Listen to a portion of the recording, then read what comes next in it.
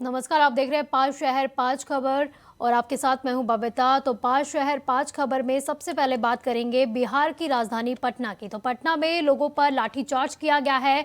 तो इसके बाद आपको कानपुर देहात की खबर बताएंगे, जहां कैसे ड्राइवर यातायात नियमों की धज्जियां उड़ा रहे हैं। फिर आपको श्रद्धा और आफताब केस का अपडेशन भी बताएंगे और इसके बाद बात करेंगे मैनपुरी के रण की, जहां पर चाचा शिवपाल पेंडुलम बन गए हैं। और आखिर में उत्तराखंड विधानसभा के शीतकालीन सत्र का अपडेशन भी आपको देंगे, जिसका आगाज हो चुका है आज से। तो चलिए शुरुआत करते हैं सबसे पहले और सबसे बड़ी खबर से। तो पासी समाज के लोगों ने राजभवन के घेराव के दौरान आज गांधी मैदान में पुलिस और प्रदर्शनकारियों के बीच झड़प हो गई। तो प्रदर्शनकारियों ने पुलिस पर पत्थरबाजी की और पुलिस ने इसी के जवाब में लाठीचार्ज कर दिया। तो दरअसल पासी समाज के लोग सरकार से ताड़ी को फ्री करने की मांग कर रहे हैं। तो इसी मांग करने को लेकर आज प्रदर्शन भी किया गया था। तो उसका कहना था कि पुलिस बेवजह परेशान करती रहती है और अगर ताड़ी फ्री हो जाए तो हम लोगों का घर आराम से चल पाएगा। तो तस्वीरें आपको पटना की दिखा रहे हैं, जहां पर पटना में ताड़ी को फ्री कराने को लेकर प्रदर्शन किया गया, विरोध किया गया। बड़ी संख्या में लोग सड़कों पर उतर आए। तो घेराव के दौरान लाठीचार्ज किया गया और जब पुलिस पर पत्थरबाजी की गई, उसी के जवाब में पुलिस ने लाठीचार्ज किया। तस्वीरें आपको दिखा रहे हैं, बड़ी तादाद में जो पासी के लोग हैं वो सड़कों पर उतर आए। तो प्रदर्शन किया गया और मांग ये है कि ताड़ी को फ्री कर दिया जाए। तो इसी बीच जो है पुलिस और प्रदर्शनकारियों के बीच में झड़प भी हुई थी। तस्वीरें आपको दिखा रहे हैं, जहां पर आज पटना में पासी समाज के लोगों ने राजभवन के घेराव के दौरान आज गांधी मैदान में पुलिस और प्रदर्शनकारियों के बीच झड़प हो गई थी। तो वहां पर पहुंचे तो अचानक से वहां पर पुलिस और जो प्रदर्शनकारी थे उनके बीच में झड़प हो गई। तो प्रदर्शनकारियों ने पुलिस पर पत्थरबाजी की। तस्वीरें आपको दिखा रहे हैं, तस्वीरों में आप साफ तौर पर देख सकते हैं कि किस तरह से प्रदर्शनकारियों ने पहले पथराव किया, जिसके जवाब में पुलिस ने भी लाठी चार्ज कर दिया। दरअसल पासी समाज के लोग लगातार सरकार से यही मांग कर रहे हैं कि ताड़ी को फ्री कर दिया जाए। तो इसी मांग को लेकर आज ये प्रदर्शन भी किया गया था। तो उनका कहना था कि पुलिस उन्हें बेवजह परेशान करती है, अगर ताड़ी फ्री हो जाए तो हम लोगों का घर आराम से चल सकता है।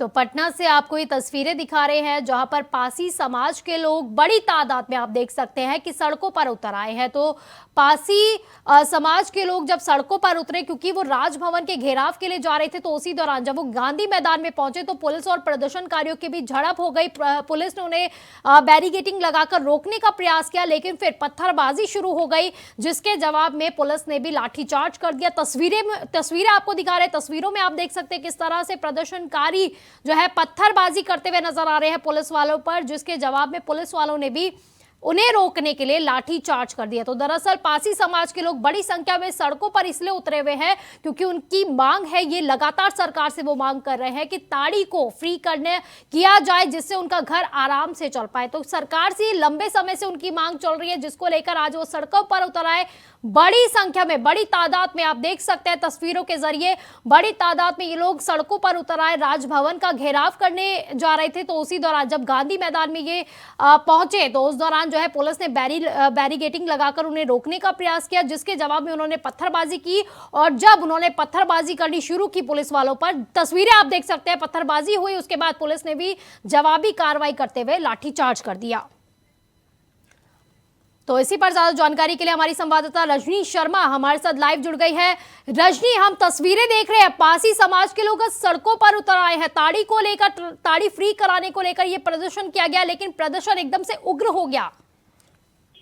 बिल्कुल, देखिए बताते चलो कि ये पासी समाज के लोग थे और पुलिस दमन के खिलाफ इन्होंने आज प्रदर्शन किया था। और ये प्रदर्शन गांधी मैदान से शुरू कर राजभवन का घेराव करने जा रहे थे ये लोग। इनकी ये डिमांड थी कि बिहार सरकार की तरफ से जब शराबबंदी वाले बिहार में शराब की बंदी हो गई, उसके बाद ताड़ी पर से नियंत्रण हटा दिया था सरकार ने, और इसी कहा था, इसकी बिक्री होने की बात कही थी। साथ ही साथ ये भी कहा गया था कि इसके लिए दुकानें उन्हें मुहैया कराई जाएगी। लेकिन ये जो पासी समाज के लोग हैं, इनका ये आरोप है कि लगातार पुलिस इन्हें गिरफ्तार करती है और इल्जाम ये लगाया जाता है कि वो शराब बेचते थे, हालांकि वो ताड़ी बेचते हैं। और इसी को लेकर आज ये प्रदर्शन गांधी मैदान से निकला था, लेकिन ये प्रदर्शन पटना के मौर्य होटल पहुंचते इतना उग्र हो गया कि पुलिस को जबरन उन्हें रोकने की कोशिश करनी पड़ी, और जब पुलिस उन्हें रोक रही थी तो पुलिस पर पत्थरबाजी शुरू कर दी इन लोगों ने, और उसके बाद पुलिस को भीड़ को नियंत्रित करने के लिए लाठीचार्ज करना पड़ा। काफी मशक्कत के बाद वहाँ नियंत्रण में लिया जा सका। जी रजनी,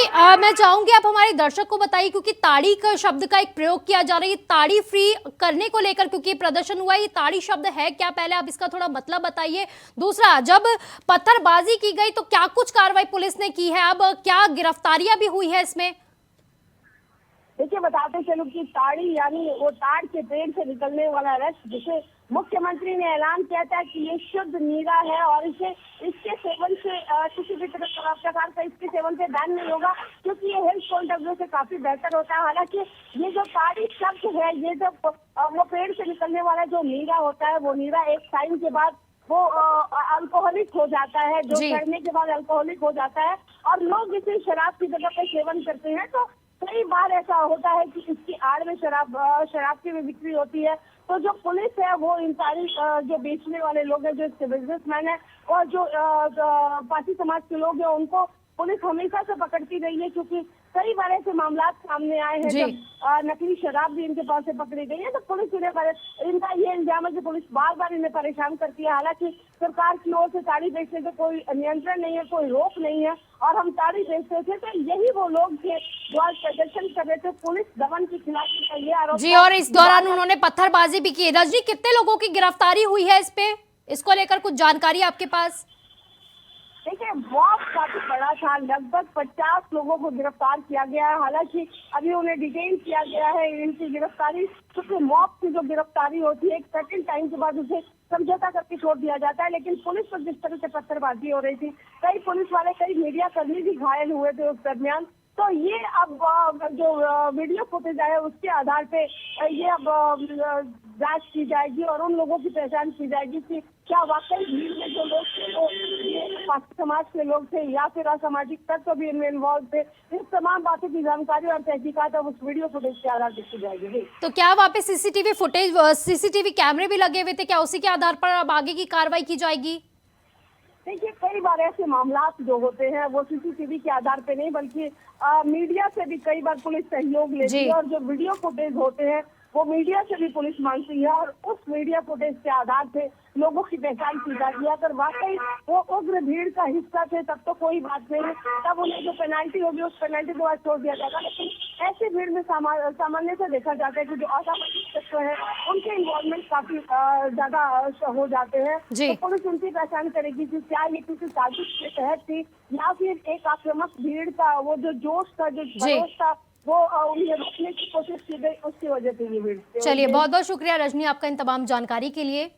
तो वहीं कानपुर देहात में खुलेआम यातायात की धज्जियां उड़ाई जा रही है। तो एआरटीओ और पीटीओ के होने के बावजूद भी दिन रात जिले से पार होते हुए ओवरलोड मोरंग गिट्टी के सैकड़ों ट्रक पर दौड़ते हुए नजर आते हैं, सड़कों पर दौड़ते हुए नजर आते हैं। तो ओवरलोडिंग पर रोक लगाने के लिए प्रशासन के सख्त निर्देश के बावजूद जिले में ओवरलोडिंग रुकने का नाम ही नहीं ले रहा है, जिससे ये साफ हो गया है कि परिवहन विभाग ओवरलोडिंग पे अंकुश लगाने में पूरी तरह से नाकाम साबित हो रहा है। तो ओवरलोडिंग से हाईवे के हालात भी अब खस्ता हाल हो चुके हैं, जिसके चलते आए दिन सड़कों पर अब हादसे ही होते रहते हैं। तो तस्वीरें आपको दिखा रहे हैं कानपुर देहात में, जहां पर जिले में खुलेआम यातायात की धज्जियां उड़ाई जा रही है, यातायात नियमों की धज्जियां उड़ाई जा रही है। तो प्रशासन की सख्ती के बावजूद भी ओवरलोडिंग नहीं रुक रही है। निरंतर कार्रवाई हो रही है। अभी ओवरलोड वाहन नहीं थे, ओवरलोड नहीं थे वो वाहन जो निकले हैं। आप देख लीजिए, हमको टायर देखने से पता चल रहा है। ओवर हाइट जो वाहन है, क्या उनको रोकना नहीं ठीक है? किनको? ओवर हाइट जो निकलते हैं। ओवर हाइट वाहनों को रोकना ठीक है, उनके चालान हो रहे हैं, लेकिन आपको लगता है यहाँ पे ये। तो कानपुर देहात से आपको ये तस्वीरें दिखा रहे हैं जहां पर ओवरलोडिंग हुई है। तो पीटीओ और एआरटीओ के होने के बावजूद भी दिन रात जिले से पार होते हुए ओवरलोड मोरंग गिट्टी के सैकड़ों ट्रक सड़कों पर दौड़ते हुए नजर आते हैं। तस्वीरें आपको दिखा रहे हैं वहां की। तो ओवरलोडिंग पर रोक लगाने के बावजूद भी, प्रशासन के सख्त निर्देश के बावजूद भी सड़कों पर ये ओवरलोडिंग ट्रक रुकने का नाम नहीं ले रहे हैं, जिससे ये साफ हो चुका है कि परिवहन विभाग जो अंकुश ओवरलोडिंग पर लगा रहा है वो कितना ज्यादा नाकाम साबित हो रहा है। तो ओवरलोडिंग से हाईवे की हालात भी खस्ता हाल हो गए हैं, जिसके चलते आए दिनों सड़कों पर हादसे ही होते रहते हैं। तो इसी पर ज्यादा जानकारी के लिए हमारे संवाददाता राम दीक्षित हमारे साथ जुड़ गए हैं। राम, क्या है पूरी खबर, क्योंकि ओवरलोडिंग मामला जो ये सामने आया है, क्योंकि अभी हमने सुना भी महिला को, वो कह रही थी कि ओवरलोडिंग ट्रक नहीं थे। जी बिल्कुल बताना चाहेंगे। जनपद कानपुर देहात में कई सालों की अगर बात करें तो यहाँ जो पास के जिले हैं वो अवैध खनन को लेकर और खनन से जुड़े हुए जिले हैं। वहां से जो भी ओवरलोडिंग के लेकर जो भी ट्रक होते हैं वो सब वहां से लोड होकर इस कानपुर देहात जिले से पार होते हैं। सैकड़ों ट्रक ऐसे हैं जो लगातार दिन दहाड़े रात दिन यहाँ के हाईवे पे निकलते रहते हैं। लेकिन जहाँ यहाँ का जो परिवहन अधिकारी है, यहाँ का जो परिवहन विभाग है, ये कहीं ना कहीं सुध नहीं लेता है इन पूरे भी मामले पर।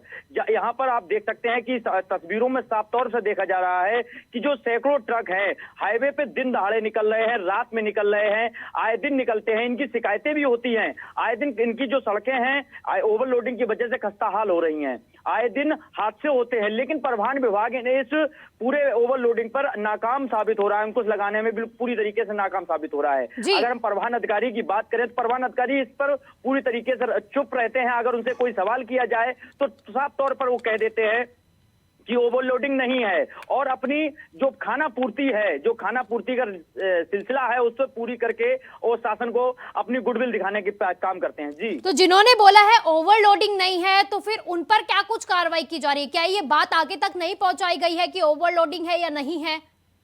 जी बिल्कुल बताना चाहेंगे। इस जिले में जो जिला अधिकारी है नेहा जैन, उनको भी इस मामले में पूरे तरीके से अवगत कराया गया है। लेकिन जिला अधिकारी भी पूरे मामले में कहीं ना कहीं सुनने में अनसुनी कर रही है, क्योंकि एआरटीओ या जिला अधिकारी की ऐसी क्या साठगांठ है जो एआरटीओ की बात मानकर इनको तस्वीरें साफ तौर पर नहीं दिखाई देती हैं। इंडिया वॉइस की तस्वीरें जो चैनल पर चल रही है, साफ तौर पर उसमें दिखाई दे रहा है कि ट्रक किस तरीके से ओवरलोड होकर सड़कों से निकल रहे हैं। लेकिन परिवहन अधिकारी हैं, साफ तौर पर पलट जाते हैं, कोई भी बताने को राजी नहीं होते हैं। बिल्कुल, और जब हादसे होते तो ठीकरा किसी और पर फोड़ दिया जाता है। चलिए, बहुत बहुत शुक्रिया आपका इन तमाम जानकारी के लिए।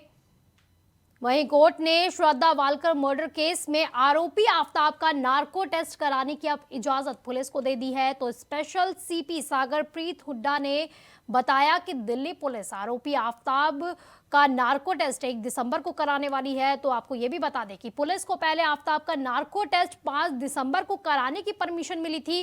फिर दिल्ली पुलिस सूत्रों के हवाले से जो हमें जानकारी मिल रही है उसके मुताबिक अभी तक 13 हड्डियां कंफर्म हो चुकी है। तो साथ ही सूत्रों के हवाले से ये भी खबर है कि पुलिस ने जंगल और आफ्ताब के घर कुछ हथियार भी बरामद कर लिए हैं। तो केस की जांच में अब पुलिस जुट गई है। तो पुलिस को आफ्ताब के घर में किचन और घर में, जहां पर किचन, बाथरूम और बेडरूम में तीनों जगह में खून के निशान मिले हैं।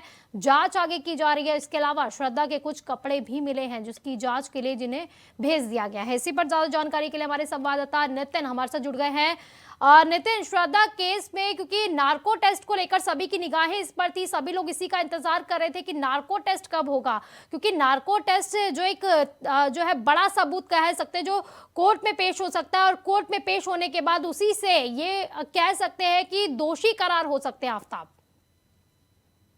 ये देखिए, बिल्कुल श्रद्धा के हत्याकांड के जो आफ्ताब हैं उनके जो नार्को टेस्ट की जो बात कही गई थी कि नार्को टेस्ट कोर्ट ने जो है इजाज़त दे दी थी कराने के लिए, साकेत कोर्ट द्वारा उसकी इजाज़त मिल गई थी। लेकिन अब नार्को टेस्ट की जो अगली डेट है वो दिल्ली पुलिस ने जो है 1 दिसंबर की है, इसमें कि 1 दिसंबर को आफ्ताब का जो है नार्को टेस्ट कराया जाएगा। जो श्रद्धा का हत्यारा है आफ्ताब, तो उसकी जो नार्को टेस्ट 1 दिसंबर को कराया जाएगा। दिल्ली पुलिस का कहना है कि जिस तरीके से आफ्ताब ने जो है श्रद्धा को साथ में मर्डर किया, तो उसमें जो इसमें 13 टुकड़े जो है बरामद कर लिए गए दिल्ली पुलिस द्वारा। उसके बेडरूम से जो है काफ़ी कपड़े भी कुछ बरामद हुए हैं, जो श्रद्धा के कपड़े थे, जो खून में लथपथ हुए थे, तो वो खून के कपड़े भी बरामद कर लिए गए हैं। साथ ही वहाँ पर जो ब्लड पड़ा हुआ था रूम के अंदर, तो वो ब्लड की भी जो है जांच कराई जा रही है। फॉरेंसिक टीम वहाँ पर लगाई गई है कि जिस तरीके से आफ्ताब ने श्रद्धा के जो मर्डर किया था उसमें जो 35 टुकड़े की बात यहाँ पर कही जा रही है कि 35 टुकड़े जो है आफ्ताब ने किए थे, लेकिन उसमें से 13 टुकड़े जो है अब तक पुलिस ने बरामद कर लिए गए हैं। दूसरी इसमें जो है श्रद्धा के जो कपड़े हैं वो भी दिल्ली पुलिस द्वारा बरामद कर लिए गए हैं। जो उसके बेड के अंदर जो रूम के अंदर जो कपड़े वगैरह थे जिससे उसने हथियार से मार के उसको श्रद्धा को काटा था, वो हथियार भी उन्होंने दिल्ली पुलिस द्वारा बरामद कर लिया गया। फॉरेंसिक टीम को जो है यहाँ पर भेज दिया गया कि फॉरेंसिक टीम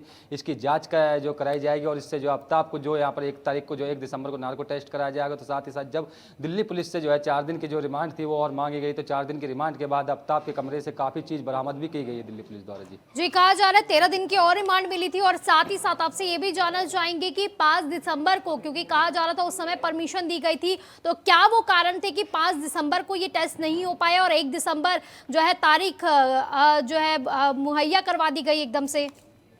ये देखिए, बिल्कुल जिस तरीके से जो है सरदा हत्याकांड के जो आफ्ताब आरोपी हैं उसके जो नार्को टेस्ट यहाँ पर जो एक दिल्ली पुलिस द्वारा पहले कोर्ट ने इसकी इजाज़त दे दी गई थी कि जल्दी से जल्दी नार्को टेस्ट यहाँ कराया जाएगा, लेकिन उसके बाद में दिल्ली पुलिस ने जो है इसकी इजाज़त 1 दिसंबर को इसकी मांगी है कि 1 दिसंबर को जो है इजाज़त मिलनी चाहिए। और जिस तरीके से यहाँ पर जो है 5 दिसंबर की जो बात कही जा रही थी, 5 दिसंबर को नार्को टेस्ट इसका कराया जाएगा आफ्ताब का, लेकिन उसके बाद में दिल्ली पुलिस का कहना था कि जिस तरीके से जल्दी आफ्ताब का जो नार्को टेस्ट यहाँ पर कराया जाए और जल्दी से जल्दी सद्या की जो हत्या की है इसके जो वहाँ तक सबूतों तक पहुँचा जाएगा। लेकिन जिस तरीके से 1 दिसंबर यहाँ पर दिल्ली पुलिस ने अनुमति कोर्ट द्वारा मांगी गई कि कोर्ट से कहा है कि आफ्ताब का जो नार्को टेस्ट है वो 1 दिसंबर को कराया जाएगा और उसी की जो मांग है पूरी तरीके से यहाँ पर कोर्ट ने दे दी गई और मंजूरी दे दी है कि जिस तरीके से आफ्ताब ने नार्को टेस्ट कराने के बाद दिल्ली पुलिस मांग रही थी तो उसमें पूरी तरीके से बोल दिया गया कि 1 दिसंबर को नार्को टेस्ट कराया जाएगा। लेकिन सरदा के उसमें जो काफ़ी सबूतों तक दिल्ली पुलिस पहुंच गई है कि जल्दी से जल्दी इस केस को जो है कितनी जल्दी खुलासा करा जाए, कितने लोग इस पर भड़के हो, क्योंकि जिस तरीके से फॉरेंसिक टीम वहाँ पहुंची थी इसके आफ्ताब को लेकर, तो वहाँ पर कुछ लोगों द्वारा भी जो है जल्दी इस पर जो हथियार से जो हमला हुआ था आफ्ताब के ऊपर। तो उसमें जो है बताया जा रहा है कि उसमें कुछ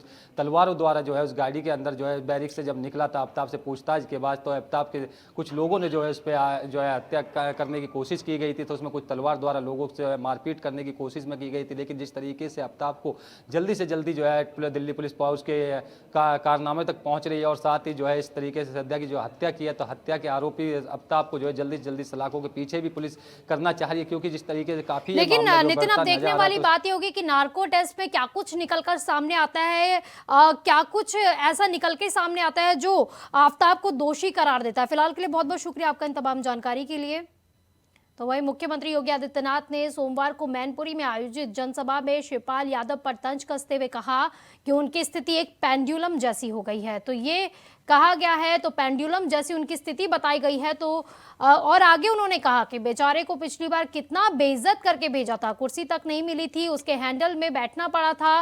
पेंडुलम का कोई लक्ष्य नहीं होता है। इस पर पलटवार करते हुए अब सपा अध्यक्ष अखिलेश यादव ने इसकी कड़ी आलोचना की है। उन्होंने कहा कि चाचा पेंडुलम नहीं है, वो ऐसा झूला झुलाएंगे पता नहीं चलेगा कहां गए। तो मुख्यमंत्री जी जान ही नहीं पा रहे हैं कि वो चाचा को समझ ही नहीं पा रहे हैं। तो पेंडुलम पर उन्होंने ये पॉलिटिक्स की है, उन्होंने कहा है। तो अब माफ कीजिएगा, पेंडुलम पर पॉलिटिक्स शुरू हो गई है। तो अखिलेश ने वार किया है सीएम योगी आदित्यनाथ पर।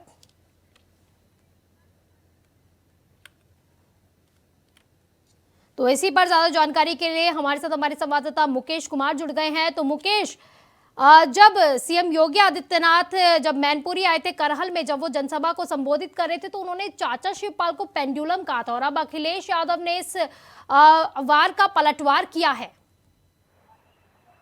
जी बबीता जी, मैं आपको बता दूं, करहल विधानसभा के क्षेत्र के नरसिंह इंटर कॉलेज में एक जनसभा को संबोधित करने आए थे मुख्यमंत्री योगी आदित्यनाथ जी। उन्होंने मंच से ही पेंडुलम के शब्द का यूज करते हुए शिवपाल सिंह पर निशाना साधा था। आज मैनपुरी सदर विधानसभा क्षेत्र के शौर्य पैलेस पर आशीर्वाद सम्मेलन को संबोधित करते हुए सपा राष्ट्रीय अध्यक्ष अखिलेश यादव ने जमकर निशाना साधा है मुख्यमंत्री को योगी आदित्यनाथ पर। उन्होंने कहा है कि जब वह क्रिकेट खेलते हैं तो उनको बॉल दिखाई नहीं पड़ती और बैट भी पकड़ना सही से नहीं जानते हैं।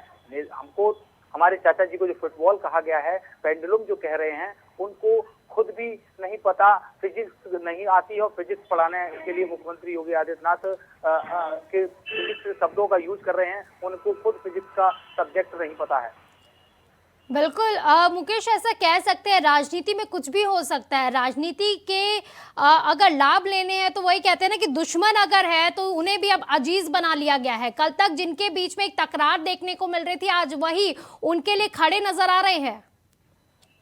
जी आपको बता दूं, नेताजी के निधन के बाद दोनों पूरे परिवार के साथ जो लगातार कई बैठकों हुई हैं, उसके बाद उसी पर सहमति बनी है और उनकी शिवपाल सिंह की सहमति पर ही डिंपल यादव को मैनपुरी में लाया गया, क्योंकि परिवार की जो विरासत है वो कहीं किसी और के पास से नहीं जानी चाहिए। इसलिए इस चुनाव में सम्मिलित होकर ही चुनाव लड़ेंगे। और 2024 कल एक जनसभा को संबोधित करते हुए किसनी में कहा है शिवपाल सिंह ने कि 2024 में भी हम चाचा भतीजे मिलकर लड़ेंगे चुनाव और 2027 में सरकार बनाने का काम करेंगे। लेकिन मुकेश, जिस तरह से तस्वीरें सामने आई थी जब नामांकन भरने के लिए डिंपल यादव पहुंची थी, तो उस दौरान जो है चाचा वहां पर दिखाई नहीं देते, लेकिन दिखाई साफ दे रहा है कि नाराजगी कहीं ना कहीं है।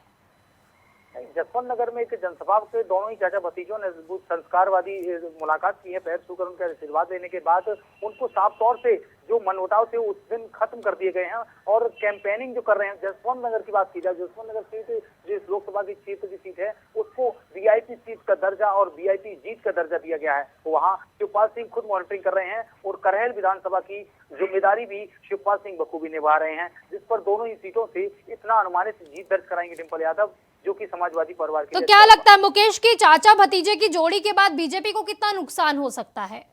बीजेपी का बिल्कुल ही टाल मटोल होता हुआ नजर आ रहा है। चाचा भतीजे के एक होने के बाद ताकत इतनी बढ़ गई है कि सामने वाली जो भारतीय जनता पार्टी है उनके 56 कैबिनेट मंत्री, यहाँ पर केंद्रीय मंत्री, कैबिनेट मंत्री टोटल लगाए गए हैं। जगह जगह गली गली प्रचार कर रहे हैं और मात्र समाजवादी परिवार के ही लोग सिर्फ प्रचार कर रहे हैं। जी चलिए, बहुत बहुत शुक्रिया आपका इन तमाम जानकारी के लिए। तो वहीं उत्तराखंड विधानसभा का शीतकालीन सत्र मंगलवार से शुरू हो गया है। तो 5 दिसंबर तक चलने वाले सत्र में कानून व्यवस्था से जुड़े अंकिता हत्याकांड और केदार भंडारी प्रकरण के अलावा उत्तराखंड अधीनस्थ सेवा चयन आयोग परीक्षा घोटाले पर हंगामा होने के आसार है। तो इस दौरान प्रदेश में सरकारी नौकरियों में महिलाओं को 30% क्षैतिज आरक्षण को लेकर उत्तराखंड लोक सेवा विधेयक 2022 सदन में पेश किया गया। तो वहीं 5440.43 करोड़ का अनुपूरक बजट भी सीएम धामी और वित्त मंत्री प्रेमचंद अग्रवाल ने पेश किया।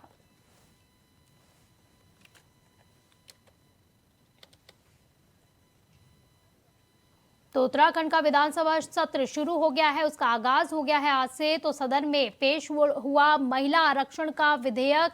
तो 5440.43 करोड़ का अनुपूरक बजट भी पेश किया गया।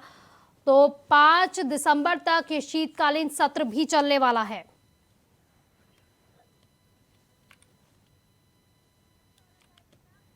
तो इसी पर ज्यादा जानकारी के लिए सौरभ भाटिया हमारे साथ, हमारे संवाददाता जुड़ गए हैं लाइव। तो सौरभ, आज से शीतकालीन सत्र शुरू हो गया है, किस तरह से इसकी शुरुआत हुई, क्योंकि कहा जा रहा है काफी हंगामे भरा रहा पहला दिन?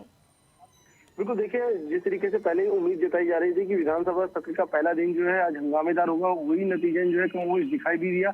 लगातार जो है विपक्ष कानून व्यवस्था की बात की जाए, यूके SSST की बात की जाए, विधानसभा भर्ती की बात की जाए, इन तमाम मुद्दों को लेकर जो है सदन के भीतर हमलावर रहा। कांग्रेस के जो विधायक थे लगातार जो है सरकार से मांग कर रहे हैं कि सीबीआई जांच होनी चाहिए उन तमाम मुद्दों की, जिस पर जो है सरकार चुप्पी साधे बैठी है। बकायदा अब सरकार की तरफ से ये जरूर कह दिया गया है कि अब इस पूरे मामले को लेकर कठोर कार्रवाई की जाएगी, जिसके बाद जो सदन की कार्रवाई हुई, प्रश्नकाल हुआ। अब जो है अनुपूरक बजट की अगर बात की जाए तो लगभग 5444 करोड़ रुपए का बजट सदन के पटल पर रखा गया, जिस पर विभागवार चर्चा होगी। चर्चा होने के बाद जो है उत्तराखंड विधानसभा का अनुपूरक बजट जो है कल राज्य में पेश होता हुआ दिखाई देगा। जी सौरभ, क्योंकि एक दिन पहले ही सर्वदलीय बैठक भी बुलाई गई थी, एक प्रार्थना भी की गई थी कि सभी विपक्षियों से भी ये प्रार्थना की गई थी कि सदन की जो कार्रवाई हो वो शांति से हो, लेकिन हंगामा उससे पहले होता हुआ नजर आ गया। जहां पर अगर एक तरफ देखा जाए तो कांग्रेस के विधायक भी गैरसैंण को लेकर धरने पर बैठ गए थे। बिल्कुल, देखिए लगातार जो है विधायकों के द्वारा ये मांग की जा रही थी कि अगर ग्रीष्मकालीन राजधानी उत्तराखंड में जो है घोषित की गई है तो जाहिर सी बात है कि उस पर जो है अमल भी होना चाहिए था, लेकिन विधायकों के द्वारा जो है इस बात को उठाया गया, जिस पर सरकार ने चुप्पी साधे रखी। बकायदा सत्र यहाँ पे जरूर हुआ। विधायकों ने सीधे तौर पर कहा कि सरकार जो है पहाड़ की अनदेखी कर रही है। जहाँ एक तरफ पहाड़ से पलायन को रोके जाने का सरकार दावा करती है, वहीं गैरसैंण से दूरी बनाना किसी भी सूरत में सही नहीं होगा, जिसको लेकर बकायदा कांग्रेस के विधायकों ने धरना भी दिया और सरकार से ये मांग की कि भविष्य में अगर इस तरीके की बातें होती है तो कांग्रेस कभी बर्दाश्त नहीं करेगी, सड़कों पर उतर के आंदोलन भी होगा। जी तो कितने विधेयक जो है आज पेश किए गए, कितने विधेयकों पर आज चर्चा की गई? देखिए 9 विधेयक जो है सदन के पटल पर रखे गए, जिनको जो है पेश कर दिया गया। बकायदा चाहे इसमें ऐसे विधेयक थे जिनको पहले ही कैबिनेट में जो है रखा गया था, उसके बाद जो है उन तमाम विधेयकों पर आज चर्चा हुई। चर्चा के बाद जो है उनको पास भी कर दिया गया। बकायदा जो इस पर विधानसभा में लंबी बहस भी हुई, चर्चा भी, और चर्चा के बाद जो है खुद जो है मुख्यमंत्री आज सदन की कार्रवाई में हिस्सा लेने पहुंचे थे। संसदीय कार्य मंत्री के द्वारा जो इन तमाम विधेयकों को रखा गया और उसको जो है सदन में पास भी कर दिया गया है। जी तो आज क्योंकि जिस तरह से हंगामेदार रहा, तो कल का सत्र क्या कुछ कह रहा है? देखिए, क्योंकि आज जो है अनुपूरक बजट जो है रखा गया है, बकायदा जो है कल इस पर चर्चा होगी। चर्चा के बाद जो है बजट पेश हो जाएगा। लगातार जिस तरीके से तैयारियां की जा रही थी, सरकार ने जरूर कहा था कि अनुपूरक बजट में तमाम जो है बड़ी सौगातें होंगी उन विभागों को, जिन विभागों के द्वारा जो बजट की कमी की जो बात कही गई थी। लगातार जो उन विभागों का बजट बढ़ाया जाएगा, उन्हीं के मद्देनजर जो तमाम चीजें अमल में लाई गई और अब जो है ये कहा जा रहा है कि कल बजट पेश जो है संभवतः कर दिया जाएगा। जी चलिए, बहुत बहुत शुक्रिया आपका इन तमाम जानकारी के लिए। तो बुलेटिन में फिलहाल के लिए बस इतना ही। आप देखते रहिए इंडिया वॉइस। नमस्कार।